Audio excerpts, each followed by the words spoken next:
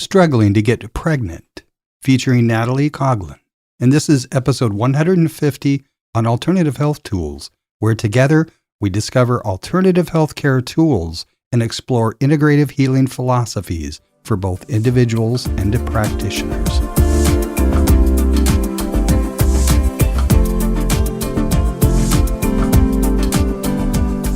Welcome back to another wonderful episode on alternative health tools. I'm Lisa Victoria and I'm your co-host from across the pond in the United Kingdom. And today we're talking about struggling to get pregnant and to find out how you could be living a fertile lifestyle and regain control of your fertility.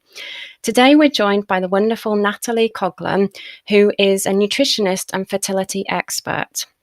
So having encountered her own fertility struggles in her mid-30s, Natalie took a deep dive into understanding how her eating and lifestyle could support her desire to start a family. This resulted in 2 wonderful, healthy children.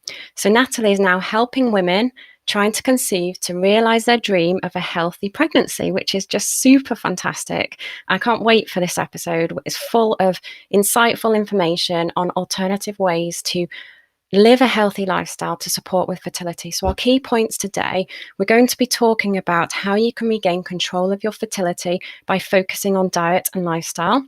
We're looking at the quality of a woman's egg and the partner's sperm and how these are directly influenced by what we eat. We're going to look at fertility, health, and what this depends on. So consistent ovulation cycle, hormones in balance, and healthy egg and sperm. And what influences this? So not just the food, but the stresses, the environment, and how we move. So without further ado, Natalie, this is such a super episode that we're focusing on here, and I'm so intrigued to see what you've got to say. So welcome to the show, and would you like to introduce thanks, yourself? Lisa, for that wonderful introduction anyway. But yes, I'm Natalie Coghlan. I've always been a nutritionist. I've been a nutritionist for almost 15 years now, and as I started to encounter my own fertility issues when I was around 30, I wanted to explore how that it wasn't just the medical route that had to be the answer to infertility or other women's health that impacts their fertility. And I did have IVF to have my first child, and so I am a supporter of the process.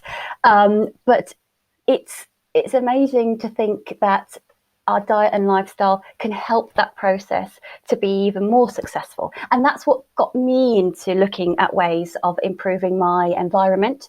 That includes what I eat. That includes managing my hormones through not too much exercise or the right type of exercise to support a female body during a fertility journey.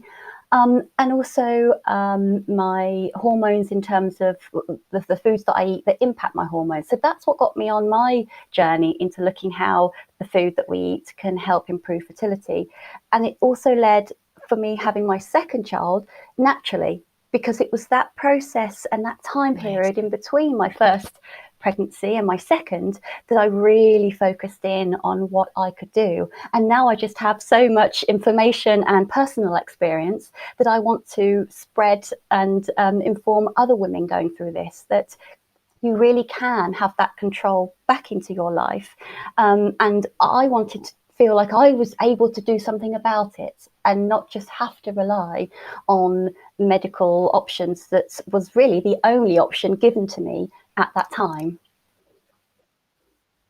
And I love what you said there about options, and it's about empowering people, like you say, to take back control, isn't it? And what we can influence to help our bodies when we're going through these processes. So thank you so much for sharing your experience. It's wonderful. And where should we start? Should we start on regaining, control and how our diet and lifestyle affects this? Regaining control is really, I want women to feel that they can help themselves to do something about whether they've been labelled as infertile or they might not even have got to that point yet of seeking support or treatment as such. I just want women to know that it's your body. You can understand your body, and there's so much help and support out there to help you understand your body. And quite often, the first thing is just knowing when you ovulate. And that ultimately is the key to conceiving, and looking for those signs each month. And that can be difficult. It's not as easy as it seems, because sometimes that can also throw up a lot of information as like, I might not be ovulating, because again, a high stressful environment internally, externally, can actually stop the ovulation process, because the human body is actually very clever and it won't let you conceive if you are in a stressful environment. And that can be something as indirect as just having a stressful job. I'm certain that what led to my infertility at the time was a stressful job, actually doing too much exercise, which at the time was my stress release, and that was my enjoyment. But on my body, it was too much. It was too high intensity. It was too frequent. My hormones were all over the place in terms of mood swings. And, if you have been on a contraception for a long time, you don't know the signs of your monthly cycle, because it isn't regulated as such. It isn't your normal hormonal system regulating that cycle. It's fascinating what you're saying there about the exercise, and we think, we're told to eat well, move more, and we'll be healthy, and a blanket approach, which is great. We all know we need to do that, but it's about balance, isn't it? And what we're saying is sometimes if we're slightly out of balance, we're doing too much exercise or too little, or we've got too much stress, and that whole mind-body connection. And often when I'm speaking to people who, like you say, have maybe been labelled infertile, they think that it's their body, that physically something isn't working. But what you've kind of brought to our awareness is it could actually be stress related. So it's that mind-body connection as well, isn't it? Absolutely. Everything in our life, in our environment, impacts the human body. We are governed by our hormones, as as much as we don't want to believe that in a way. And that doesn't just mean mood. We typically know when we are, having good days and bad days. And that's often physiologically impacted as well. And it can feel, again, like that is out of our control. But we can work on so many things to just balance that mood, control that stress, cleanse our environment, and have just a more balanced approach month on month that gives us those natural signs that we're looking for. Amazing. It sounds so simple, doesn't it? But often, I think sometimes when we're diagnosed with something, we then start searching for answers, and it can become like this rabbit hole that we go down, and we overcomplicate things. And actually, when we just kind of take a breath and take a step back and go back to the basics, like you say, cleansing the environment, reducing stress, looking at nutrition and those hormones. And we can't see those hormones, can we? They're inside us. We can't see them. Often we might feel changes in our body, but then they're not, we can't see them, can we? If someone loses weight, or, somebody's healing, you can see that, can't you? If they've got a cut and it's healing, whereas hormone changes, it's less visible. It is, and that's also why I really encourage cycle tracking every month, because even if you aren't ovulating at the moment, you might not know that. So it can either highlight that, and then that's another good sign that you can work towards rebalancing your ovulation. But it's something tangible. It's something that you can see that can help you understand your body. So, if you have typically long periods, you'll know that. But just seeing that each month and seeing how that fluctuates, and there will always be a natural fluctuation, but it's that overall pattern that's your pattern. And I think we're so we've been told for so long that a typical cycle is 28 days. You ovulate on day 14. There's margins in that makes us individual, so we don't have to strive for that perfect looking cycle or those perfect lengths of ovulation. And each month it's you, and there's some comfort in understanding your body and how your body works. So I work with people to understand their cycle, and using a tracker is one of those key ways to bring that insight into the health of your monthly cycle. Amazing. Thank you for sharing. And just picking up on what you said there about, we're all kind of unique. And whilst we've been told that an average cycle is 28 days, I think sometimes that can probably cause stress response in the body, that there's something wrong with us. We must be broken if we're not kind of fitting into that kind of mold. And actually, because we're all unique, we might kind of fluctuate and we might deviate from that 28 days. And that's what you work with your clients on, isn't it? To see how their body responds and what their cycle is that's unique to them. Yeah, absolutely. And instead of feeling like we're broken, like you say, we're not meeting that mold, we're not fitting that mold, you're creating your mold. You are an individual. We're all individuals, and then not comparing as well. That's a common theme that goes through a lot of the sessions that I deliver, because when it comes to medicine and alternative therapies and health and choice, we are all different. We can all enjoy doing very, very similar things, but the control, the understanding, the positive outlook on our own bodies is just understanding who we are and as an individual, and being okay with that, and making those changes for yourself. That might not be something that your best friend needs to do, and that's okay. You might have to switch up some of your exercise. You might have to slow down a bit, whereas your friend might be able to carry on hitting the gym 5 times a week. But, so we will always find what works and what you can still take enjoyment from. So it's certainly not restricting or taking anything away from you that we can't fill with something else that will be working for you and your fertile health at that time. That's very beautifully put, Natalie. Thank you. And I think there's probably a lot of people out there now breathing a sigh of relief that, this is okay. I'm okay. And this is perfectly natural and normal, and stopping that comparison, like you say, it's embracing our uniqueness and learning what works for us. I think there are some conditions associated with fertility, and there's a spectrum of how much that will impact your fertility, of course. And there will be couples and individuals that won't conceive and can't for whatever reason. But, for the vast majority, the medical route doesn't have to be your first port of call. And I think that's what I certainly felt, even though we've been trying for 2 years, which tends to be the typical qualification period, if you like, before being able to have treatment through the NHS. That there is, use that time. Nobody really wants to have treatment, but I think with fertility, it has been overcomplicated in a way.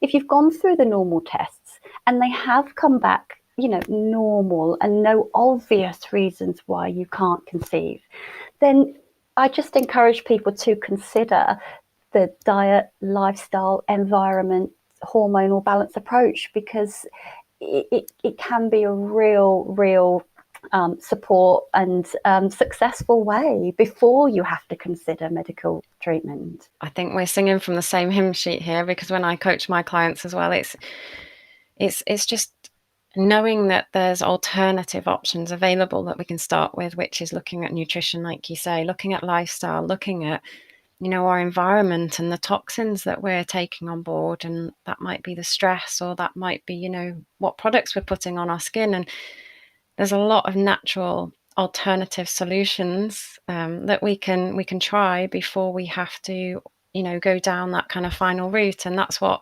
I found really empowering on my journey, was knowing that there was other things we could try first. And I think they say knowledge is power, isn't it? And what we don't know, we don't know. And it's wonderful that you're here today with us, sharing some really, really tangible things that our listeners can try if they're going through that process right now, because it's accessible to everybody. We can all upregulate our nutrition. We can all, review our environment. It's not spending lots and lots of money. It's just about taking that step back and reviewing I think what you're saying, isn't it? Yeah, it is. And I think we can get in a cycle of food and a cycle of lifestyle that has become the norm. And actually, the norm of a lot of low quality, cheap food is really impacting our health more than we even dare think about, really, because it makes it worrying that that normal, that that the normal food that we are all being encouraged to eat is actually having a bigger impact than we all realize. And certainly for myself, because I was doing a lot of exercise at that time, I was very typically just refueling on any carbohydrate that I could get my hands on. I was really hungry, and that's because that is naturally what exercise does to the body. It makes you hungry.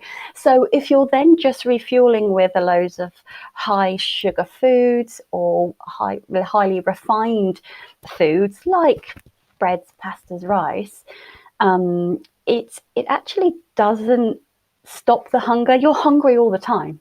And I couldn't get out of that cycle of being hungry. I wanted to carry on exercising. And this is why we have to look at that balance and calm and bringing that back down. And I remember when I had my last appointment with one of the fertility nurses before we were going to start the treatment, because you have to start with a lot of medication before you actually have the process of the treatment. And she said to me, well, you do know you will have to stop exercising. And no one, and that was, I couldn't believe she was telling me that. And I've had that difficult conversation with clients, of myself that I've worked with, and just the disbelief on your face. And that was my enjoyment. That was my outlet. But I knew that she was telling that to me because it would mean the treatment would have a higher chance of being successful.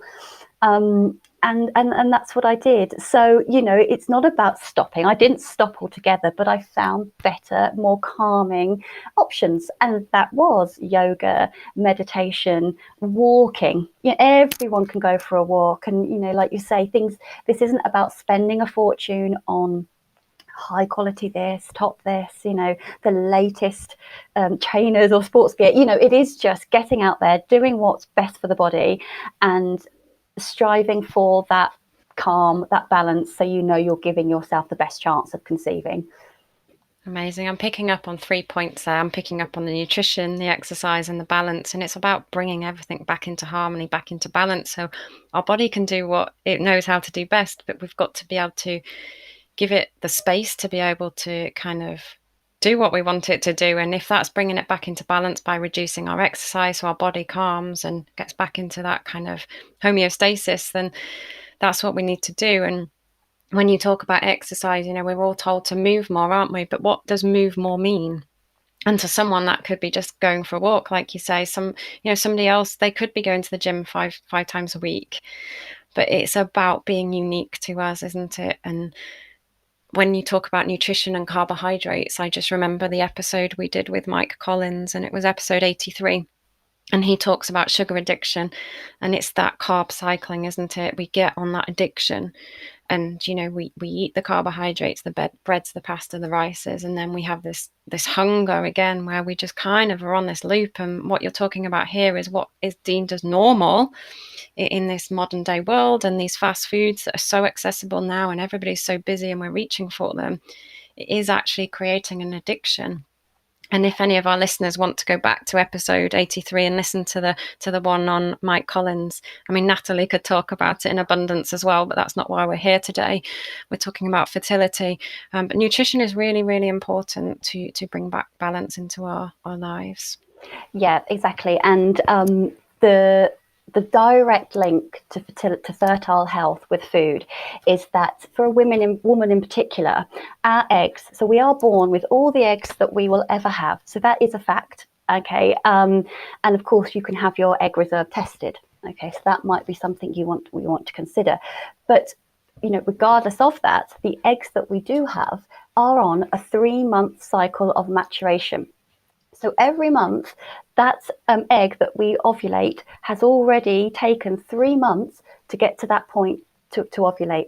So those 3 months, and obviously that's happening constantly. So that's happening all the time. So there is always an egg in that maturation process. And this is where our diet and lifestyle can directly impact our health. So we have that opportunity to create an internal environment to support the development of that egg that will hopefully be fertilized that month.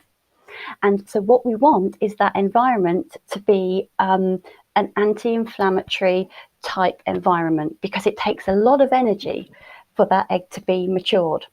So we want to make sure our energy producing cells and mitochondria that we all have in abundance in our bodies, in our cells, we want that process to be calm, but more technically an anti-inflamed environment. And the high carb lifestyle that we can find ourselves living in, and highly processed oils such as rapeseed oil and vegetable oil and sunflower oils. So those types of oils alongside a high sugar, high carbohydrate diet is causing inflammation in the body. So we have a lot of oxidative stress. We have a lot of, we don't have enough antioxidants in the body that help that process of oxidative stress, clear that oxidation out of the body. And we have a lot of high insulin in the body. So all of these elements that our food is creating in our bodies is relating, or is directly impacting our fertile health.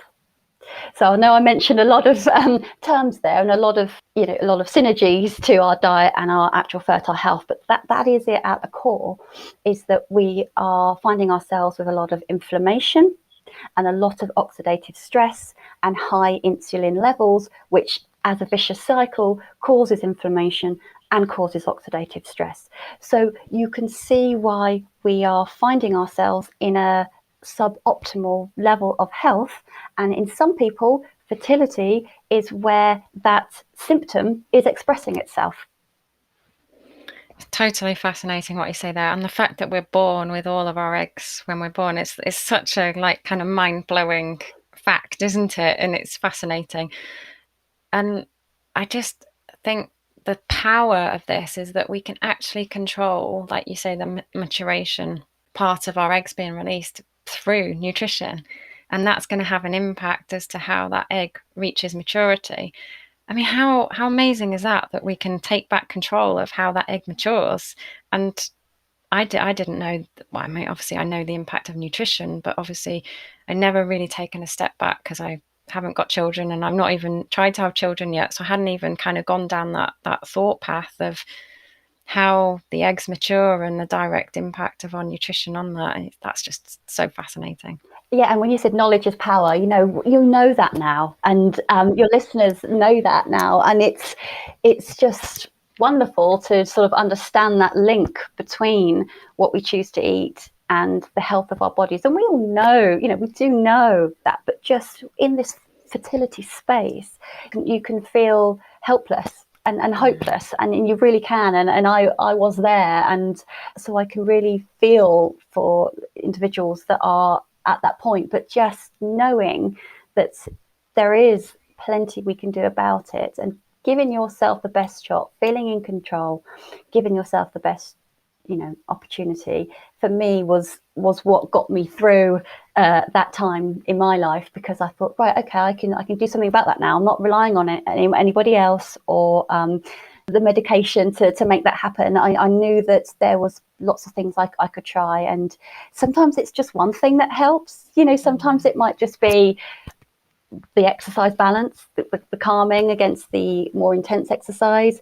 It might be the looking at your environment, and some examples really on that. I know you mentioned about the products that we use on our bodies, and there is that direct link to disrupting our hormones, and the products that we use on our bodies in skincare, hair care, cleaning products is quite a big area of chemical load, toxic load. Swapping a plastic water bottle to either a PBA free option or a glass or a stainless steel option. All of those tiny little changes we can make in our life that is reducing that toxic load, and helping clear that waste, and so your bodies are less inflamed and it's able to do the job completely subconsciously that that's the side of our bodies we don't have any control over, the processes that happen automatically, but we are just nourishing it and feeding that process to help it work to the best of its ability.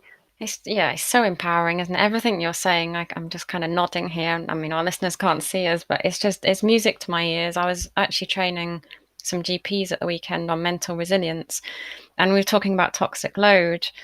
And it's quite fascinating, really, because, toxic load, we don't often think about when we think about health and well-being. The first things are nutrition, aren't they? So what we eat and how much we move, the exercise. But actually what we're talking about is toxic load. And this was something I raised with the GPs, is that, there's different ways we can onboard those toxins. We can ingest them, we can absorb them through our skin, we can inhale them. So it's just, cleaning products as we're cleaning the house, can't we? The skincare that we're putting on our bodies that's going in, or actually the food that we're eating, if they've been kind of highly processed and got all those chemicals in them, our body has that extra toxic load. What we're looking at doing is getting that back to balance. Absolutely, and there's some really quick and easy ways to help that. So obviously the switching out the plastics is a big one. Not using cling film, never putting any plastics in the microwave if you're reheating. Haven't really got a problem with using a microwave, but it's what we're using in the microwave, as in all the plastics. So again, going back to glass, there's lots of cling film and aluminium foil alternatives now, so you can remove those metals out of your environment. But coming back to diet and how that can help remove the toxic load is getting those vegetables into your diet. Vegetables are where we find our antioxidants.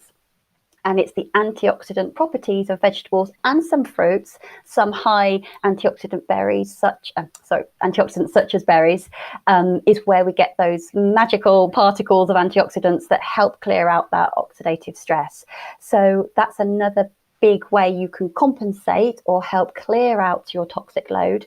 And there's also vitamins. So certain vitamins that can be taken as a high strength, they aren't expensive, that can really help boost that process whilst you're working on, replacing maybe some of the other products in your life. So, for example, a high strength vitamin C is a fantastic antioxidant type vitamin, and you can take 1 gram of vitamin C 3 times a day, and that can really help boost that process. It helps your immune system as well, and it can just help to support that antioxidant property. Sort of pathway in your lifestyle. Natalie, this is wonderful. And what we're saying to our listeners is that it's not about feeling overwhelmed by making all these changes in one go. It's about mindfully kind of now taking a step back and thinking, oh, I wasn't, quite aware of my toxic load. What can I do to help that and go on this journey? And as we're substituting those products out, we're also looking at supporting that with the antioxidant foods, like you mentioned, the berries, and then also, a really good quality vitamin C supplement. And just picking up on the supplements there, what advice would you give to our listeners in terms of sourcing those supplements? Because there's a lot of supplements out there, aren't there, that are maybe synthetically made, and it's making sure that we're getting them, in the right form, that they're bioavailable and they're actually doing what they need to do, rather than, having an adverse effect. Yeah, exactly. And I would always just look for a reputable, I would favour a UK-based company. But, the good companies out there will show their mark of authenticity, have really scrutinise the ingredients, and quite often they will say sourced from, if it's a vegetarian option, they will show the food source that it comes from. Vitamin D, for example, I've seen has been sourced very ethically and sustainably from lanolin. So vitamin D used to come from that molecule in sheep's wool. That's vitamin D. It can also come from sea kelp. So a lot of sea-based properties. So, look for their mark of quality. And I think then, you can be sure you're onto a good, clean and good quality supplement. And also, I guess, looking at the price tag, because if it's cheap, then it perhaps isn't going to be doing what we need it to do. I mean, lots of my clients gasp when I say, here's a supplement. They go, how much? Yeah. Because they've been used to getting it from an online shop or from a local store that perhaps is just a cheaper alternative. And that's where it comes into the realms of perhaps not, ethically sourced and maybe not as, pure in its purest form as we can get. And another really good example of around that within the fertility area is folic acid. Mm-hmm. So it's very widely known that folic acid is a really important supplement for mothers to take leading up to pregnancy, during their pregnancy, for the health of the baby. And this is probably a discussion also for another day, but folic acid is harder to actually use in the body. The body has to convert folic acid into something called methylfolate. So methylfolate is the form that the body can use really easily and really powerfully, if you like, in that form. It's always harder for the body to use that, but folic acid is very cheap to buy. However, now that we know more and more about this conversion process, and actually methylfolate is worth buying, and it is more expensive, but you will see the benefits of taking that rather than the folic acid. And even though it is a lot more expensive than a supermarket, for example, supplement of folate or folic acid, the benefits just outweigh that. Not only for the baby when you are pregnant, in the process of conception, methylfolate, folic acid, is one of the vitamins that often individuals are already depleted in and deficient in. Mm-hmm. And yes, we would supplement that, and we would like to boost that because we're talking about fertility, fertile health here. But you can also get a lot of methylfolate in dark green vegetables, leafy vegetables. So all of your kale, courgettes, broccoli, the cruciferous vegetables, different types of leaves, anything green and dark and leafy that's got all that nourishment. You can just tell by looking at the colour of it that it's going to have so much nutrition in there for you. That's a really a number one dietary swap, to bring in all that green vegetables into your diet for fertility, fertile health, as well as, around conception and then pregnancy as well. Another great top tip. You're coming out with loads today. It's just wonderful. I'm sure our listeners are getting loads and loads of nuggets from our talk today. So thank you so much for sharing your wealth of knowledge. You mentioned, or we mentioned earlier, about the partner sperm, because we're talking a lot about women's health and the women's eggs. How does this impact on the partner sperm as well? Because often when people go for treatment, it's as a couple, isn't it, to check both, are fertile. Yeah, absolutely. And if you were to have medical treatment, the partner sperm is also analysed before you progress with any treatment anyway. So a lot of this advice, a lot of these dietary and lifestyle changes do directly apply to the male as well. And actually it's quite supportive for the female to know if you can both go down through this process together and make these dietary and lifestyle and environmental changes. You're not only improving each other's health overall and environment, you're actually working on the fertile health of both partners. And quite often I do work with couples as well. It is just as important. And we are finding now that sperm quantity and quality is actually declining. So where we've heard for quite a long time that egg health is an egg quantity declines, we are noticing that is happening to males as well. And the same advice that I've given for a female can directly impact that as well for the male, and improve that sperm quality and motility and quantity and quality as well. So there are a lot of supplements that both partners can take. The toxic load, reducing that, replacing better quality, or not using the plastics. For the male, helps as well. The exercise, it doesn't seem to be have much of an impact, but certainly just doing some exercise will help general overall health. So going on walks together, doing a yoga class together, or some meditation at the morning or end of the day together will just really help both partners. That's fascinating. Thank you for sharing. And that movement, the yoga and going for a walk, it's quite stress releasing as well, isn't it? It doesn't have to be high intensity. So you're not only getting your movement, but you're also getting that stress reduction as well as a couple and having some downtime. Yeah, and then we are in a good place to sleep. So if we're doing that type of exercise or mindfulness in the evening, then we're already starting our wind down to get good quality sleep. And that's the other area of health that directly impacts our hormones, directly impacts our fertile health, directly impacts our blood sugar levels. So if we're waking up stressed because we haven't had good quality or enough sleep, then we're reaching for the coffee. We're overstimulating ourselves with caffeine. We're relying on caffeine all day. We want quick, highly palatable, sugary foods to bring us up, to perk us up, to get us through that day. And, and if you think, okay, that's me, you're describing me, I'm in that process of can't sleep, then I'm overtired for the day, then I'm overstimulated for the day, then I can't wind down for the night. It's another pattern of, lifestyle and dietary behaviors that once you're aware of it, there is so much to work on and to do, and to just bring that balance back into your life, bring that calm back. And starting with yoga, Pilates, meditation, Tai Chi, a nice walk in the evenings. It's the start of the wind down for that evening. Forget the day, that can start again tomorrow, but getting that good quality sleep is going to do you the world of good for general health, but also fertile health as well, for all the hormone implications that it can have if we just don't sleep enough or have interrupted sleep. Wow.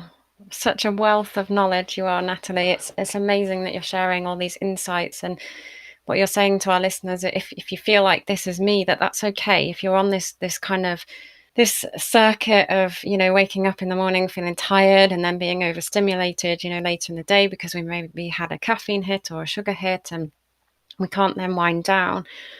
For anybody who then wants to start making any of the changes that we've talked about today, obviously they can contact you to make sure they're doing it in a safe way. If they wanted to start making changes, are there any signs that they should look out for? So if they start substituting those high carbohydrate foods for the cruciferous vegetables, if they've been on that kind of cycle for a long time, obviously they might have some come down effects. Should we just talk about those just to kind of give some people some extra knowledge and power to know what's going on with their bodies as they start to make changes? Yeah, so we're all different, but you might find that you get headaches, for example. You might find that you are really hungry whilst the body is trying to deal with being fueled purely by sugar, whether that's in a savory carbohydrate form, if you know what I mean. That the body takes time to remove the excess sugar, get used to not having all that energy or that sugar pumped into the body throughout the day. So keeping hydrated is a really big tip. Keeping water with you throughout the day, sipping on that can really help, and that's good to do anyway. That's really good for skin and hormone health and everything like that. If you're going to start removing and reducing a lot of the refined sugars and carbohydrates in your diet, we are replacing them with good vegetables and good protein and good fats. So you aren't restrictive in what you can have to eat. We're just shifting our focus on how much we have on that plate. So instead of having a whole bowl of pasta, for example, you might want to start really reducing that quantity of pasta down as a serving, as maybe a quarter of your plate. Then you want to fill out your plate with any vegetables that you enjoy, really. And we're talking about those that aren't too starchy. So potatoes, that comes within the bread, the rice, the pasta. So we're looking at broccoli and cauliflower and courgettes and some carrots, some frozen peas, aubergine, mushrooms, peppers. There's so much choice out there. Red onions have a really beneficial antioxidant in them that you can have those raw, you can have them cooked. Just looking at that color, that variety on your plate, that's going to start making up the majority of your plate. And then we want to look at where we're getting our protein and our good quality fats from. And that can be any sort of red meat, the oily fish, looking at cheeses that works for you. Tofu, if you are vegetarian, there are good quality protein sources that you can have in your diet. And then quite often with the oily fish and the red meat and maybe chicken thighs that has a lot of flavour and nutrition, that's where we're getting our healthy fats from as well. The salmon, for example, really high levels of good quality fats, omega-3s you're getting in there as well. And actually omega-3s are one of the supplements that I highly recommend for anti-inflammatory properties as well. It's really hard to get enough of that from the diet, it really is. So, that would be another top tip supplement to have a look into, getting a high quality, high potency omega-3 as well. That's a really important point there, because our Western diet is very high in omega-6s, isn't it? And that's where it knocks everything out of balance. So the omega-3s are really important to take on board. And if we can't get those, as much as those, through nutrition, then it's about supplementing with those. And it actually comes back to mental well-being as well. The omega-3s there's some published medical journals out there to show how it helps with depression. So it's also interlinked, isn't it? That whole mind-body connection that we started out talking about, and stress and nutrition. It's just, yeah, I think it's wonderful how our body's so clever that it just links it all up. And just often without education and knowledge, we don't know what's going on inside. Yeah, and life is busy. We're all working, kids, animals, we're all busy. And, that's why we're here to, we've got the knowledge, we want to get it out there. And then, it is just changing those behaviors ever so slightly, and just doing the best for yourself, really. It's out there, it's possible.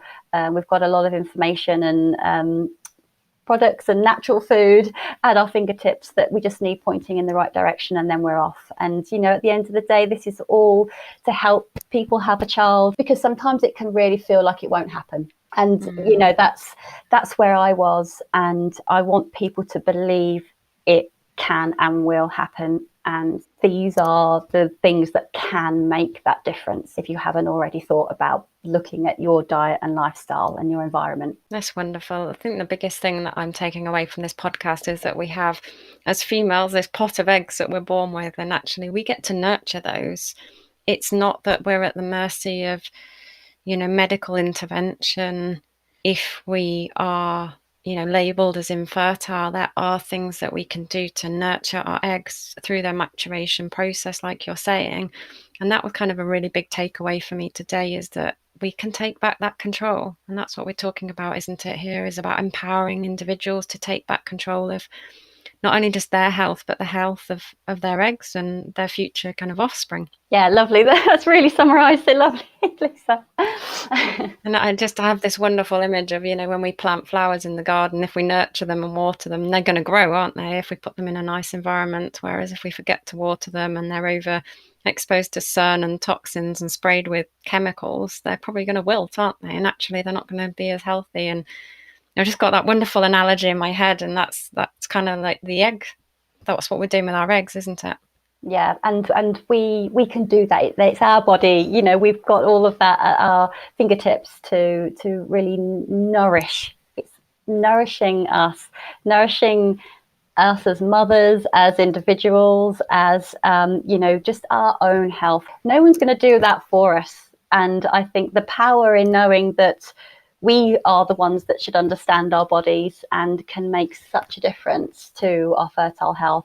I found that really empowering, and that's what helped me on my journey. And I just want to hopefully spread that word and support people to get to that point and to follow that message. Natalie, you've totally spreading the word today, and your knowledge is hugely vast. And I can't thank you enough for just showing up today. You're such a beautiful soul, and you've shared so much with our listeners today. And I just want to thank you on behalf of me and my listeners. I've learned loads today, and I'm a qualified nutritionist too, but it's fertility isn't an area that I'm an expert in, and that's what's wonderful about having you on the show today. So thank you very much. The main takeaway is that find that control, strive for that control of understanding your body, and you will get there, and you can find that balance that joy in the process, where I know there are some hard times, but find that inner belief and go out there and you can make it happen. Amazing. Wow, I've got goosebumps. That's such a powerful statement. Giving our listeners permission to take back control and go out there and make it happen. I think that's just, it gives them choice, it gives them options, and it gives them hope. Yeah, it really does. Totally wonderful. Thank you so much, Natalie. I just want to say to our listeners before we go, if you've got any feedback on this podcast or anything's resonated with you, you can go to alternativehealthtools.com and go to this episode, and you can leave us a voice note. There's a wonderful little microphone. You can click on a blue microphone. We'd love to hear from you. And Natalie, if anybody wants to get in contact with you, I'm just going to signpost them to your website. All the other places they can find you, LinkedIn, Instagram, Facebook, will be in the show notes. But if you want to get in contact with Natalie, either go to the show notes or you can go to nataliecoghlan.com, and that's Natalie, NatalieCoghlan.com, and you can connect with Natalie direct. I just want to thank you once again on behalf of our listeners, and thank you for just being you today. You're just such an amazing person, and I know you help so many people already. It's such a wonderful thing that you do. Thank you so much. It's wonderful. Yeah, thank you for having me. So I'm Lisa Victoria. I'm your co-host from across the pond. What a wonderful episode we've experienced today. Until next time, I wish you all well.